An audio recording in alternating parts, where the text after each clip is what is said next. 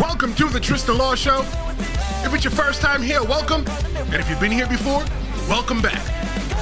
I'm your host today, semi-retired pro wrestler, and your host, Tristan Law. Thanks so much for joining me today. But, what if I told you that TNA and WWE, two companies that have a huge history, that now they're like allies? That's right, you heard it right here. If you've been living underneath a rock and you haven't heard it, they've been like in this huge partnership that came through yesterday.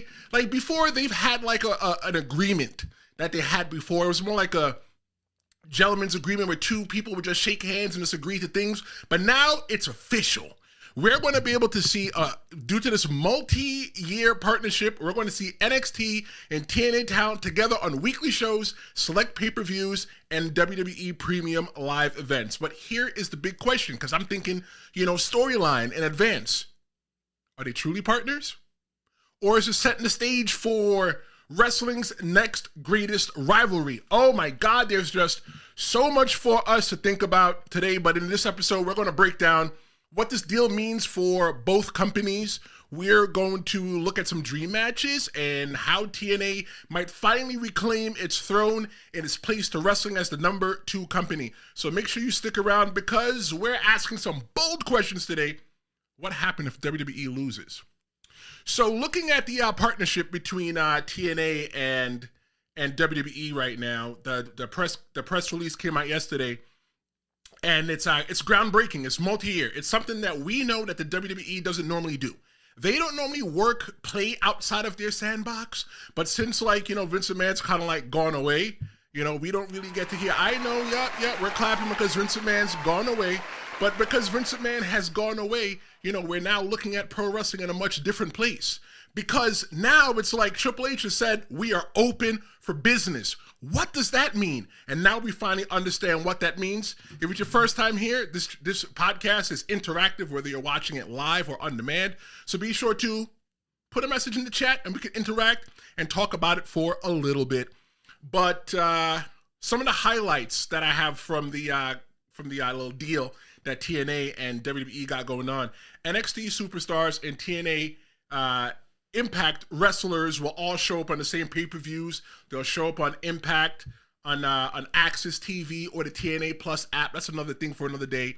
They'll show up on NXT on the CW and on select WWE premium live events. And I think when they say select, they might mean like the Royal Rumble, wink, wink, or, maybe like a TNA pay-per-view or something like that. Some of the key matches that have already been put to fruition. Oh, I got fat fingers. Sometimes you just press the wrong button. But some of the key things that you can look at is former TNA Knockouts champion Jordan Grace. She faced Roxanne Perez for the NXT Women's Championship at Battleground. And then we had Joe Hendry, who battled Ethan Page for the NXT Championship at No Mercy. So those are some really the cool things that have happened already. Those are the things that actually, laid the groundwork for what it is that we are seeing today. I think something that really is good for this deal as well, too, that it really focused on development.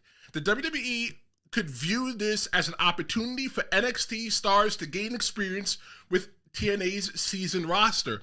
While TNA benefits from this exposure because WWE has not this national exposure. They have global exposure, right? So almost anywhere in the world, you're going to be able to watch some WWE. Let's take a look at the chat and see what we got. We got Oscar Williams. Roscoe said, this is a great duo. He goes, would the shows be longer now? Very good question. I don't think that the shows would be longer. I think that it's going to be for the NXT wrestlers. A lot of them have never really wrestled outside of NXT. They have a huge influx on the NIL athletes from college. And there's not that many people that actually came up and cut their teeth on the indies. There are a lot of people that that played football in college or they ran track and they went to WWE and got a job, and that's where they learned how to wrestle. And when you only wrestle in one place, you only work one style. So WWE NXT is not like a touring company. They don't tour. They might just run like the NXT show and then throughout the week, they just do nothing else. But it's really good because select NXT superstars will get the ability to wrestle with other people. one of the things that I learned for me when I wrestled is that I became better when I wrestled different people. Everybody has different styles. So you'll get styles like, like New York has a style, New England has a style, Florida has a style, Mexico, Canada, and Japan all have their own styles. So those are some of the things that I think would be great for all the wrestlers involved. Thank you so much for your question. When you're looking at the growth now, TNA, this partnership has already boosted TNA's visibility because WWE has not gotten in bed with anybody for a very long time. Like, they've been in bed with like ECW back in the day, or like they've been in bed with different companies, but nothing like of this magnitude. And I think it's just going to be so good because now you're going to be able to get that interest in that TNA product. It's something else for everybody to watch, because it's like, if you're watching this now, you might want to go watch that because the person that you kind of like might come over, and how will the storylines come through? And we're going to be looking at some of the storylines that I came up in my mind. Global Reach TNA programming will continue to air on program platforms like Access TV, and I think it sucks because Access TV, not everybody gets it. So if you don't get it, you go pay $9.99 and you get the TNA Plus, that you can watch the TNA Impact show, and it's like, that kind of sucks. I want to turn on my TV and be able to watch it, or turn on a streaming program that I already have. Because I like how right now WWE's on Netflix, so you may not fully watch everything that's on Netflix, but you'll watch WWE. You might watch something else like Lost. That's one of the first shows that I watched when I cut the cord. Or you can watch, like on Max, you can watch Lois and Superman, something that I binge watched the first 2 seasons on Max. But I could also watch my wrestling as well too. So I think that right now, pro wrestling companies is having a standalone app where they only live. I think that's kind of going bye-bye, just like, traditional wrestling on TV is going bye-bye. But NXT airs on CW. CW's global, right? So, we've seen a lot of great shows on there before, and I think that it's on regular TV. You don't really have to pay for it. If you got the little antenna on your roof, you might be able to watch NXT. However, you'll be able to watch NXT for free. The collaborative vision when you're looking at this whole entire deal as well too, WWE's Shawn Michaels and TNA's Ariel Sharon both emphasize the mutual benefits for talents, describing this as a way to blend competition with collaboration. Look, if you ask me, I don't think that there's any competition between the WWE and TNA. You know why? Because TNA kind of does like the same thing, right? They're really into sports entertainment, but they kind of do what AEW does as well too. They do wrestling really, really well, but they're not just sports entertainment like WWE, and they're not just great wrestling matches like AEW. So I think that either company that they could have gotten into bed with before will definitely benefit them a lot. And newsflash, TNA's been in bed with both of them. So I guess they, divorced. I guess AEW didn't have it to bring it. So they went to the big dog. They went to WWE because, when you want it good, and they went to WWE to go get it. If you like what I'm talking about so far, be sure to subscribe. Subscriptions mean that I'm doing a great job. And you know what? When we're done with this, share this with somebody that you may know. Just go on your social media and just hit the share button. Let's see what we got going on in the chat. Dominic McGregor checks in. Yes, the WWE-TNA partnership increases wrestler exposure by showcasing talent on both platforms, reaching broader audiences, and creating new career opportunities. I agree. One of the things that I thought, thank you so much for your comment. One of the things that I thought about as well too, TNA has been around since like Moses parted the Red Sea. That means they've been around for a very long time, right? That's Old Testament, right? And there's no reason that AEW should have came and been like number 2. There's no reason, right? And I think that TNA had a lot of mismanagements from back in the day up to now. There's a time when I fell out of love with pro wrestling. And what I used to watch was TNA. I used to live in Orlando. I used to work at Universal. And I would sneak over to the sound stages and I would watch the wrestling. And then after, I would go talk to the wrestlers in the back because I really wanted to be a wrestler. I didn't know how. And then I would go to the restaurant where they would eat, and I would eat. TNA was good for a while. And then I think it became too big for their britches. Right. And that's when I think the downfall kind of came. They allowed the wrong people to come in and try to manage the business. And, what they got is what they got. So I think right now, if TNA fails at this and they don't become any better than they were before, and they have to sell the business, I think that WWE should have the first right of refusal. That's right, I said it. First right of refusal, it should be to the WWE if their company can't do it. But you know what? I don't really want the company to fail. I think it's a great opportunity for all wrestlers to have a place to work. And something like this is a win for both promotion, because WWE NXT wrestlers and TNA wrestlers, they're going to get more reps. And reps mean everything in the world of pro wrestling, even when it comes to podcasting or doing the job that you do. The more that you do the job that you do, the better that you get at it. So you need to do more reps. For me, wrestling, I used to go to wrestling school every day, and I only became so much better because I went every day. And then I started going to wrestling school every day after my regular job, and then Friday night and Saturday night, I'd be at shows. So I was wrestling for like 6 days a week. I was in the ring, and I only became better. But now imagine if you're in there with people that are getting world-class training and different minds and different stuff like that. It's just going to be so much better. TNA is going to get that exposure that they really need to let people know that, hey, look, we're alive. We're alive and well, and we're not dead. That we're here. Comparing this to other partnerships between TNA used to have a deal with AEW. If you ask me, I think that AEW TNA deal was one-sided, meaning that only AEW benefited from that. And I think that with the brilliant minds in the WWE, not to say that nobody's not brilliant in TNA or AEW, but with the brilliant minds in the WWE, it's going to be beneficial to everybody, because I think that previous deal was only beneficial to AEW, right? You've got to, granted, AEW was a newer company at the time, and they were looking to like figure out their identity, but WWE is tested and true. They've been around since like what? The 50s, the 60s. The company even goes back further than that, to Vince McMahon's grandfather, if I'm not mistaken. Yes, Jess McMahon. It goes back to Vince McMahon's grandfather. So whatever it is that they have, this brand that they've built, it's tried and true. So they're like, there's nothing to really worry about WWE trying to figure out who their identity is, or they're trying to put themselves over to make themselves look good, because they already look good. They're on Netflix. There's no other wrestling on Netflix. Okay, they're on Peacock, right, with NBC. What AEW got? Max?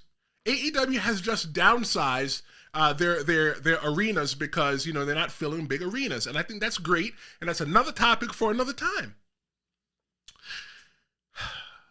This partnership, though, allows TNA to climb out of the shadow of its past mistakes and regain credibility. And in pro wrestling, this is what we call the rub. When you take somebody who's down here and put them up with somebody like here. So let's say like you have like, let's say The Rock, right? And you have like, let's call him generic wrestler B. When generic wrestler B comes into the ring with The Rock and does really well, he moves up a level, right? To where you be like, wow, like you actually belong here. And I think that's just going to happen for AEW.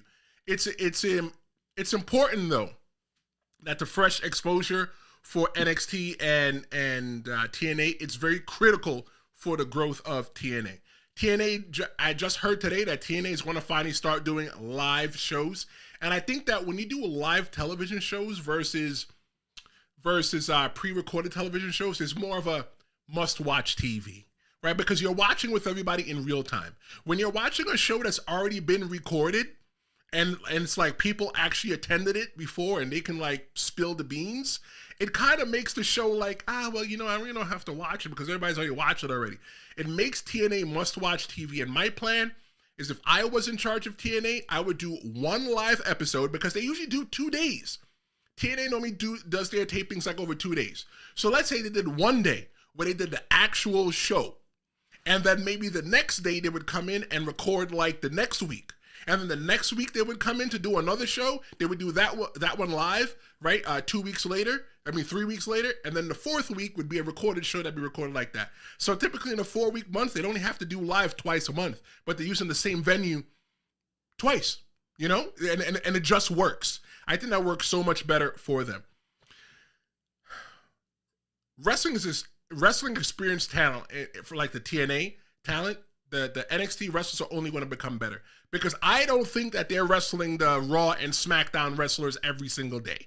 I think they are wrestling each other, which is good. And I think that occasionally a wrestler from WWE's like Raw or SmackDown might come by and hang out with them, but there's nothing better than getting that experience all the time. You're getting to hear from people who learned from different people, and then you can come back and just adapt it into your style. Let's take a look at the chat and see what we got.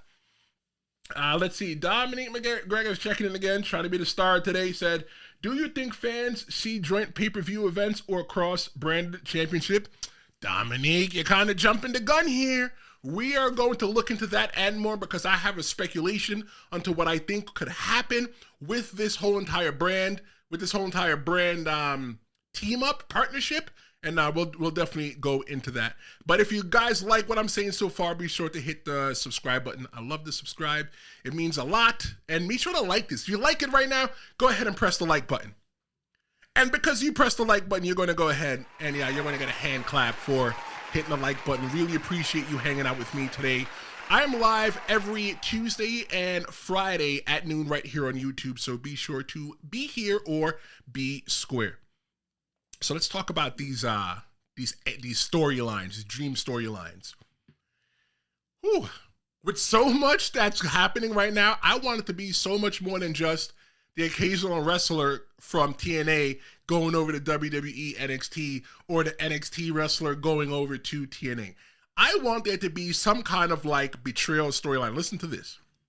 Imagine talent betraying Shawn Michaels, the Heartbreak Kid, the one that's in charge of NXT.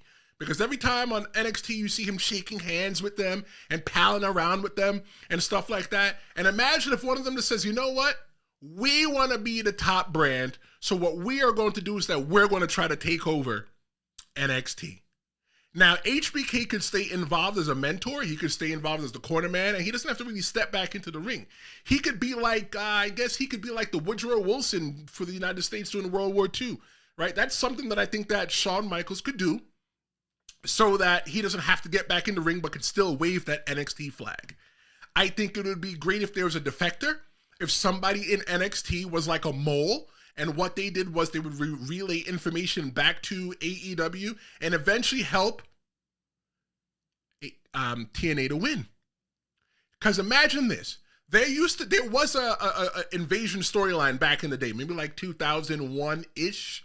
It might have been, it was like spring of 2001 when WWE bought WCW.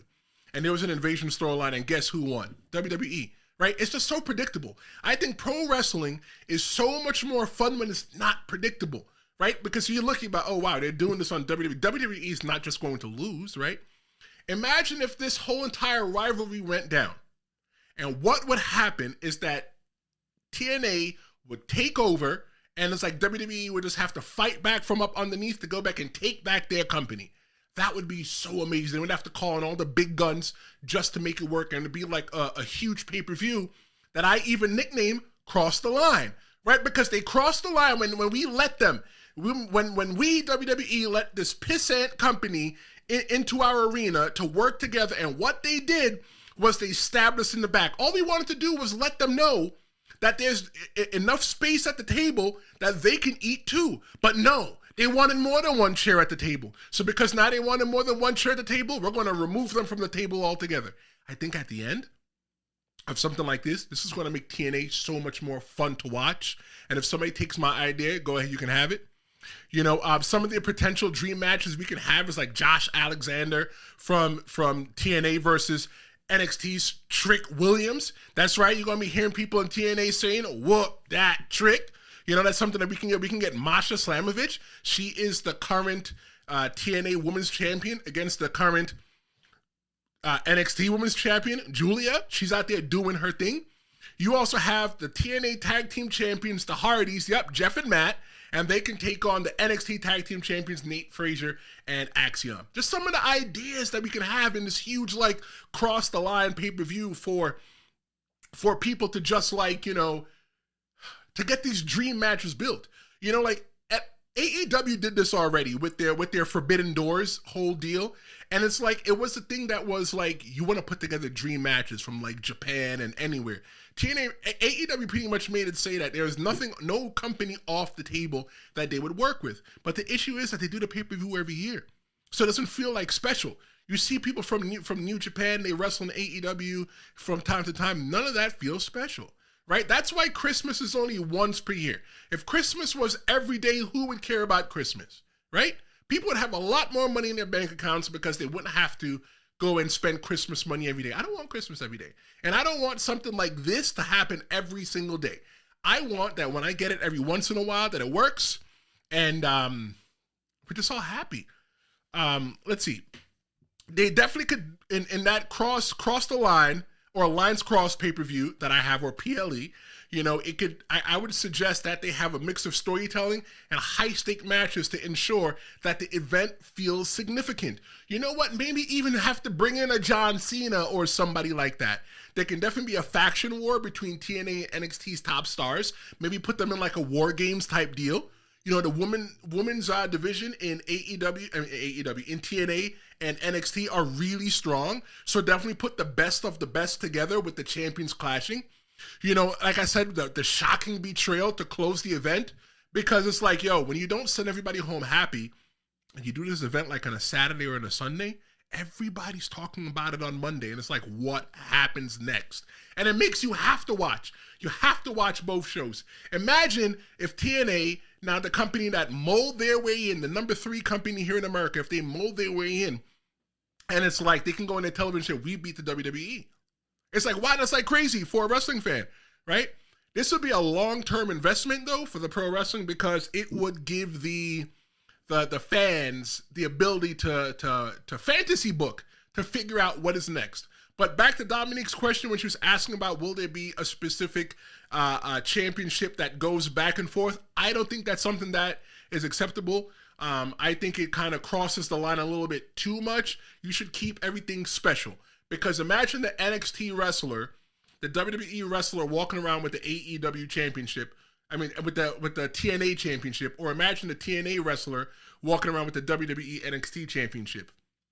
I think that means a lot more than just a specific championship that just floats back and forth to the brands. WWE does it, and I don't think that really works well right now. But if you like what's happening so far, be sure to hit that subscribe button. Subscribes mean a lot. But looking at the future of this partnership, this could definitely lead to TNA solidifying itself as the number 2 promotion in wrestling. That's where they should be. That's where they should be. But when you let somebody else come and take your spot, like, what do you expect? There's no reason that AEW came along and was able to take that spot. AEW filled a void that was in pro wrestling. AEW is for the purest of pure wrestling. You just like your vanilla ice cream, and that's what you get. You're going to get the best vanilla ice cream. I watched Dynamite from Wednesday, and I think that the matches were solid. They have people with no experience in the ring. Well, let me not say no experience. They have people with lesser experience in the ring, or people with more experience. So obviously we're leveling everybody up. We're having great matches. You know, WWE is on the far side of the spectrum. You always get a good wrestling match in WWE, always, right? But we're not there for the wrestling, we're there for the entertainment. And when it comes to the entertainment value, WWE really delivers. And TNA, where do they fall? They're right in the middle. They do a little bit of both, right? They have that sports entertainment, right, to where it's just like fun to watch, and it's comedic, and it's like dramatic, and like, but they also have that part as well too, where you get really good wrestling. And it's a wrestling show. That's what it's about. Really good wrestling. Will WWE eventually involve Raw and SmackDown talent in the crossover? Man, it's multi-year. I think that the press release is exactly what it said. It's just with NXT talent for right now, but you never know what the future could hold, right? I think that as well too, that in this whole entire deal, that WWE and TNA, more so TNA, had to come up with some kind of like non-poaching rule to where you could just go ahead and just steal wrestlers from the other brand. Because I think that somebody like TNA would be at a deficit, because WWE could just come by and be like, you know what, we're going to take this wrestler, that wrestler, and that wrestler. You know, so I think there has to be some kind of like, you know, non-compete clause somewhere, because, you know, because you were together while the companies were working together, you just can't jump ship right away. You can go to AEW, but you just can't go to WWE for this time. But the long-term success, look, I'm an indie wrestler. I've done a lot of wrestling on the independents. I know people that still wrestle on the independents. The independents is where a lot of us start before we get to WWE, TNA, or even AEW, or even Japan, wherever. The thing is that when the big dogs do good, the little dogs do good, right? It's the trickle down effect. WWE's on the top. I don't care what nobody tells me. WWE's on the top, right? AEW's running around saying we're the best wrestle, right? But WWE right now is where it's at, right? And when WWE does good, AEW's going to do good or do better. TNA's going to do great. The indies are going to do great. So if you can't get into watching pro wrestling because you don't have the money to go sit in Madison Square Garden, to go sit in wherever arena that is happening, look for a local independent wrestling show because it's definitely half the price, not even half the price. It's a fraction of the price that you would pay to go to a WWE show, but also as well too, it's more intimate. It's like going to like a underground concert to where you're like literally on the stage, and if you're lucky enough, the person that's playing the music could probably sweat on you. Not really my thing. I don't like people sweating on me. But what do you think about this whole entire thing that's happening with AEW? I mean, I keep saying AEW, right? Because they're like the number two. They're like in my brain. What do you think about this whole thing that's happening with WWE and TNA? I think that it's a conversation that still needs to be continued, and continue the conversation whether you're watching this right now, you're watching it in demand. You can also follow me on social media at The Real Big Tris. Yep, go ahead and find me there. You can message me. You can have the conversation. You can start the conversation and have a chat. But thanks so much for joining me. My name is Tristan Law. This is the Tristan Law Show. Thanks so much for joining me. Have a great weekend. Watch some wrestling, and I'll see you next time.